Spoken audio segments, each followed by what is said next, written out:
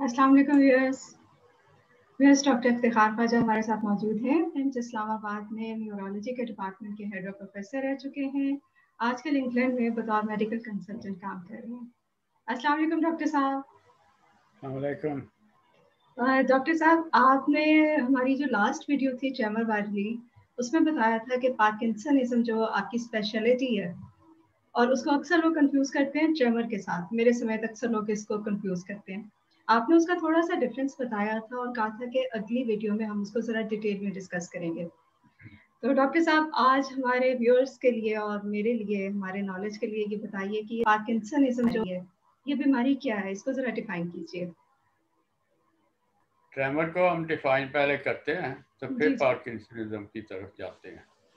तो जिसको राशा कहते हैं ना, वो ट्रेमर है। तो हम जब बड़े बूढ़ों में देखते हैं ना, तो उनके हाथों में राशा होता है। तो ये इतना कॉमन है कि हम प्रिज्यूम करते हैं कि जिसको राशा है तो वो ज़रूर बड़ा बूढ़ा होगा। तो जो फिल्मों में भी जो कोई जवान आदमी भी बड़े बूढ़े की एक्टिंग करता है तो सारा इस तरह राशा हो रहा होता है। बिल्कुल ऐसे। तो राशा जो है उसकी वजह यह है कि ये एक समझिए कि जेनेटिक है, ये बड़े बूढ़ों में और एक ख़ास उम्र पर जाकर होता है। तो वो राशा जो होता है वो है आपने हाथ फैलाए तो शुरू हो गया ऐसे ऐसे, या चाय की प्याली पकड़ी तो शुरू हो गया ऐसे। अब ये पार्किंसनिज्म की तरफ आइए। पार्किंसनिज्म का जो राशा है उसको हम ट्रेमर एट रेस्ट कहते हैं। यानी आप कोई काम वाम नहीं कर रहे हैं लेकिन ट्रेमर हो रहा है, और उसको डिटेक्ट करने का यानी इसको पता लगाने के लिए आप देखें कि पेशेंट अगर सामने आपके बैठा हुआ है, मैं ऐसे हाथ रखे हुए हैं और ऐसे ऐसे ऐसे अंगूठा हिल रहा है ऐसे ऐसे, या उंगली हिल रही है, अंगूठा और उंगली दोनों हिल रहे हैं। तो ये जो मूवमेंट है इसको हम पिल रोलिंग मूवमेंट कहते हैं। पुराने ज़माने में जब कोई अतार उसको कहते थे केमिस्ट को, तो वो गोलियां बना के देते थे और वो इस तरह रोल करके देते थे। तो पार्किंसनिज्म में जो ट्रेमर होता है उसको पिल रोलिंग इसलिए कहते हैं कि इसी तरह का ट्रेमर होता है। तो ये पार्किंसनिज्म का जो ट्रेमर है, पिल रोलिंग ट्रेमर है, ये इस तरह हाथ फैलाने वाला ट्रेमर नहीं है, वो उसको हम एक्शन ट्रेमर कहते हैं। पार्किंसनिज्म वाला जो ट्रेमर है वो ट्रेमर एट रेस्ट है। उसके अलावा पार्किंसनिज्म में दो चीज़ें और होती हैं जो कि दूसरी जो बड़े बूढ़ों वाला ट्रेमर है उसमें नहीं होता है, जिसको हम एसेंशियल ट्रेमर कहते हैं, बड़े बूढ़ों वाला ट्रेमर। वो एसेंशियल ट्रेमर में वो चीज़ें नहीं होती हैं जो कि पार्किंसनिज्म में होती हैं। एक तो उनमें ये है रिजिडिटी, यानी हाथ पांव सख्त हो जाते हैं, जैसे लकड़ी का आदमी नहीं होता। तो इसको हम ऐसे, अब मैं आराम से कर रहा हूँ तो जोर लगाना पड़ेगा, जोर लगाना पड़ेगा उसको मोड़ने के लिए, रिस्ट को मोड़ने के लिए। तो ये रिजिडिटी है, पार्किंसनियन रिजिडिटी कहते हैं इसको। रिजिडिटी के अलावा एक और चीज़ होती है जिसको हम, मेडिकल टर्म है ब्रेडिकाइनेसिया, मतलब ब्रेडी का मतलब है स्लो, काइनेसिया का मतलब मूवमेंट, स्लो मूवमेंट है। हर मूवमेंट आपके पेशेंट की स्लो हो जाती है। जब वो उठने लगते हैं तो कुर्सी से उठते उठते ही उनको 2-4 मिनट लग जाते हैं, फिर जोर लगाते हैं, उठ नहीं सकते हैं, ऐसे ऐसे ऐसे।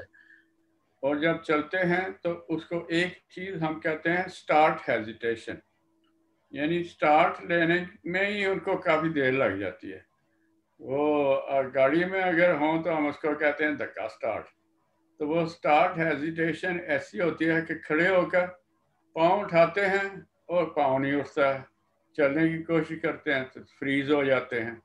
तो एक स्टार्ट हेजिटेशन और फ्रीजिंग एपिसोड जो होते हैं, फ्रीजिंग हो जाती है, ये है पार्किंसनिज्म का अलामत जो है।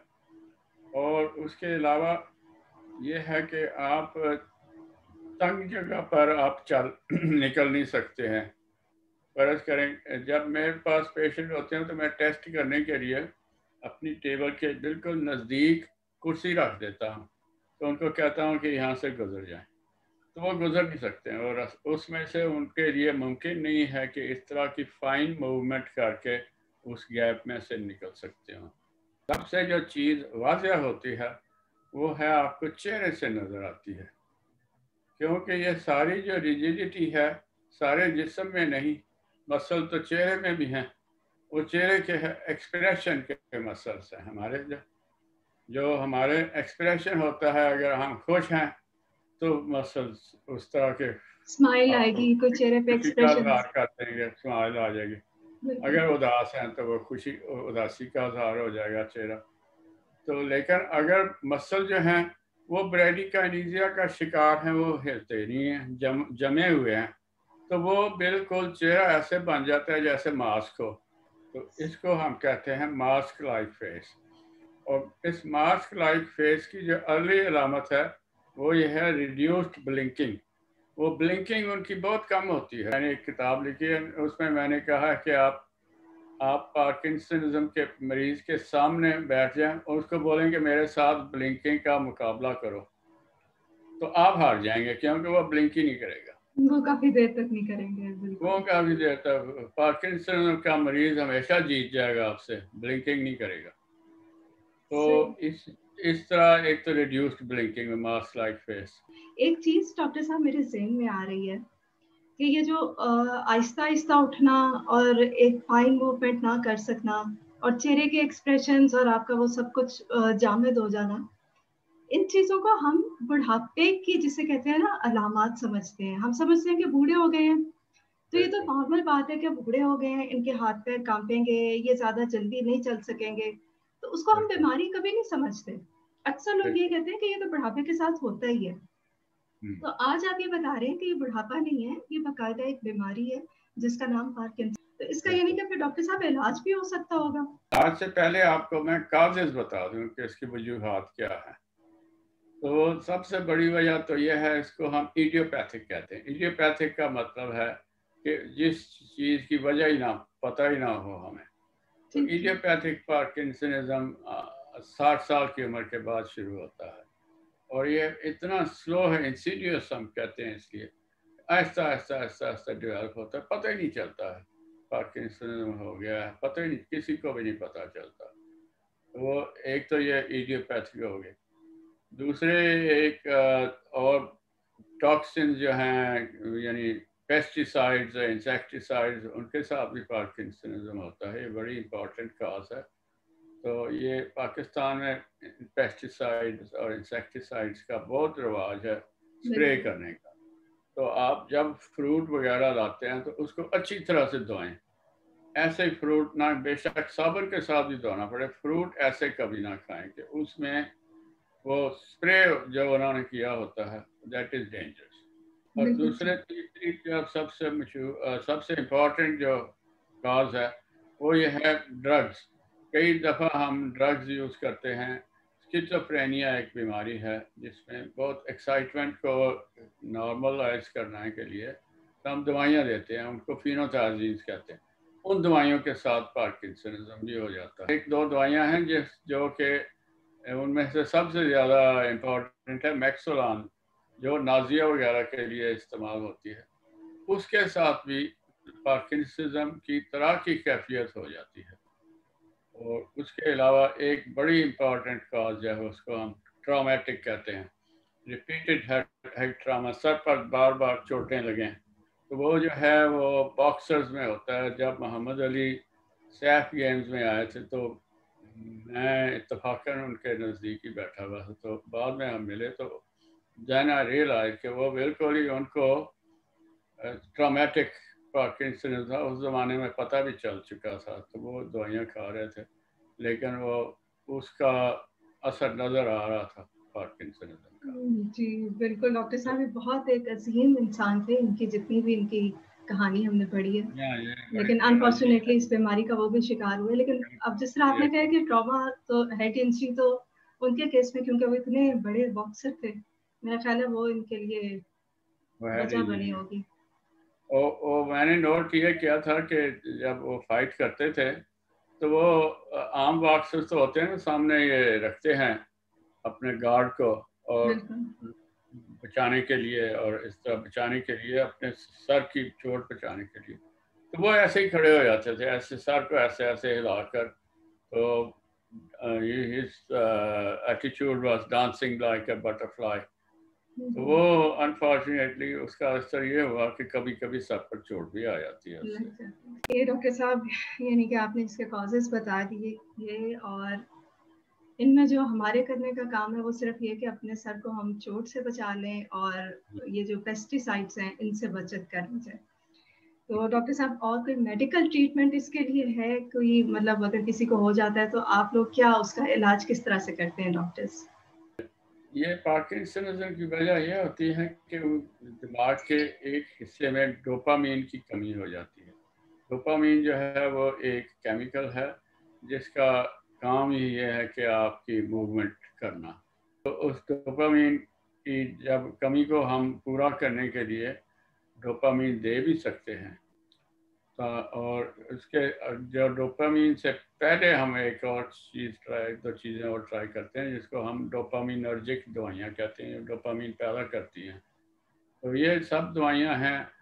اور اس کے علاوہ الیکٹریکل برین سٹیمولیشن ہے، وہ الیکٹروڈ امپلانٹ کر دیتے ہیں برین کے ایک حصے میں، اس کو سٹیمولیٹ کرتا ہے. تو اور اسٹیم سیلز جو ہیں ان کے ساتھ بھی کافی ایکسپیریمنٹیشن ہوئی بھی ہے کہ دماغ کے ایک حصے کو سبسٹانشل نائگرا کو ہم ادھر وہ لگاتے ہیں انجیکشن، تو وہ ڈوپامین پیدا کرنا شروع کر دیں. یعنی کہ باہر سے آپ کو وہ نہیں دینا پڑتا کیمیکل، وہ آپ کے اندر پروڈیوس ہو جاتا ہے. یہ زیادہ بہتر ہے. اخیر میں جب اور کچھ بھی نہیں ممکن ہوتا ہے تو ہم ایسی دوائیاں بھی دیتے ہیں جو ڈرپ کے ساتھ لگتی ہیں، جو کہ نازیا وامٹنگ کرنے کے لیے ہوتی ہے، لیکن وہ ان دوائیوں سے پارکنسنزم کو بھی فائدہ ہوتا ہے. یعنی آپ ایسے صحیح آدمی کو دیں گے تو اس کو وامٹنگ شروع ہو جائے گی، لیکن اس کے ساتھ پارکنسنزم کو بھی فائدہ ہوتا ہے. پارکنسنزم میں ایک اور چیز بھی ہو جاتی ہے، وہ ڈپریشن ہو جاتی ہے. یہ پارکنسنزم کے ساتھ ہی ڈپریشن ہو جاتی ہے، تو اس کے لیے ہمیں اینٹی ڈپریسنٹ میڈیکیشن بھی دینی پڑتی ہے. پارکنسنزم چونکہ ڈی جنریٹو ڈس آرڈر ہے، یعنی دماغ کے سیلز جو ہیں آہستہ آہستہ ڈائی آؤٹ کرنا شروع ہو جاتے ہیں، تو وہ اس میں ڈیمینشیا بھی ہو جاتا ہے. تو اس کا بھی ہمیں خیال کرنا پڑے گا. سب سے زیادہ جو ہے ڈپریشن کا علاج ساتھ ضرور کرنا چاہیے، اور پارکنسنزم اور ڈپریشن کا کمبینیشن جو ہے یہ مشکل ہے ٹریٹ کرنے میں. یعنی کہ ایک بیماری کو تو آپ ڈیل کر سکتے ہیں، اگر اس کے ساتھ کوئی اور کنڈیشن آ جائے. یہ ڈاکٹر صاحب آپ نے جو دو نام لیے بیماریوں کے، ڈیمینشیا اور ڈپریشن، یہ تو میرا خیال ہے اپنے اندر بہت بڑا جسے کہتے ہیں نا کہ ایک موضوع ہے. ان کو بھی ہم آپ سے انشاءاللہ کبھی ڈسکس کریں گے. چلیے بہت شکریہ ڈاکٹر صاحب، آپ نے بہت ڈیٹیل میں ہمیں آج بتا دیا پارکنسن کے بارے میں، کہ یہ جس کو ہم بڑھاپے کا جسے کہتے ہیں نا کہ ایک جسے کہتے ہیں لاسٹ میں جز سمجھتے ہیں جن چیزوں کو، کہ بڑھاپے میں ہمارے ساتھ تو یہ ہونا ہی ہے، ہاتھ پیر کانپیں گے بزرگوں کے، ان کا چلنا پھرنا مشکل ہو جائے گا. اصل میں یہ بڑھاپا نہیں، ایک بیماری ہے جس کا علاج ممکن ہے. چلیے بہت شکریہ ڈاکٹر صاحب، آپ سے ہم پھر کسی موضوع پہ ڈیٹیل میں بات کریں گے. ویورز، آپ کو ڈاکٹر صاحب سے کوئی سوال کرنا ہو تو ہمیں نیچے کمنٹ سیکشن میں لکھ دیجیے، آپ کا سوال ڈاکٹر صاحب سے جلدی ڈسکس کیا جائے گا. بہت شکریہ ڈاکٹر صاحب. السلام علیکم.